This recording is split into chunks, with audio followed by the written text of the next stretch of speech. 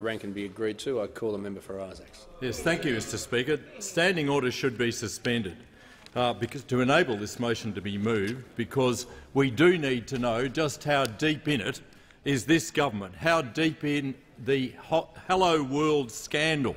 This coalition government are only in it for themselves.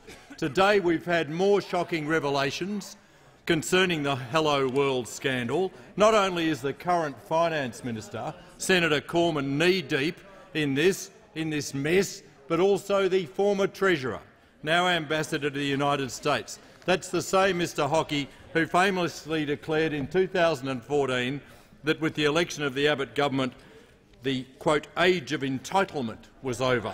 Well, it's well and truly alive with this government, particularly the government front bench, Mr Speaker. The Prime Minister did not go close in his answers in question time to justifying the reported conduct of Mr Hockey as our ambassador to the United States.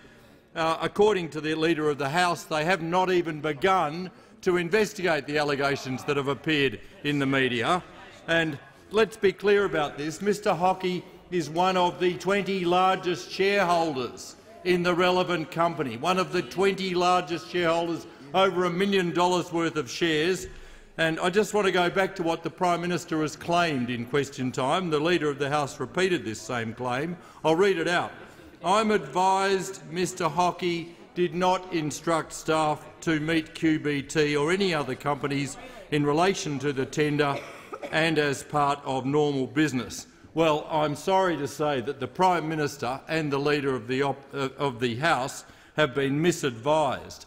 I'm going to read from the correspondence from embassy staff, which the Prime Minister should bring into the House tomorrow if he's actually caring at all about probity in government or caring at all about advising this House properly. This is what the correspondence from embassy staff says. Ambassador Hockey has asked that I set up a meeting while you are in Washington on Wednesday. Would you be available at 10:30 a.m? Hopefully the ambassador can join the meeting, but the Minister-Counsellor, Justin McPhillips, who's in charge of the administration at the embassy, will definitely meet with you. If you could advise the names of all those who will come to the meeting, I will advise security. As my colleagues behind me are saying, oops! And it's actually something that the Prime Minister now needs to actually investigate. Let's think for a moment about Senator Cormann in the other place, who accidentally, he claims, took a free flight with his family to Singapore and failed to notice that his credit card hadn't been charged, who pretends that it's totally normal to call up the CEO of a company in order to book your personal travel. Please. Senator Cormann says he's a friend. Well, it's the same CEO, this friend, who is the federal treasurer of the Liberal Party, the same friend, the same CEO, who's donated more than $500,000 to the Liberal Party, and the same CEO whose company's share price has soared, 170% increase, I'm told, since the company started to receive government contracts. And this government has form. This government has plenty of form. Let's think about the member for Dixon, who's happy to dole out visas to au pairs for his mates and continues to ignore very serious constitutional eligibility questions about himself, stemming from taxpayers' subsidies from his own family childcare business. The Leader of the House reckons I might run out of material. No risk of that. There is plenty.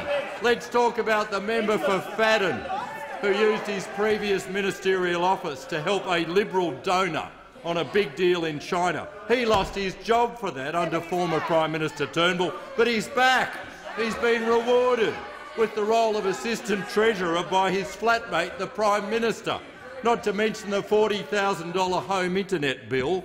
Then we could talk about Senator McKenzie, who happened to buy an apartment while on taxpayer-funded travel entitlements. And who could forget the former Speaker, Bronwyn Bishop, and her helicopter ride?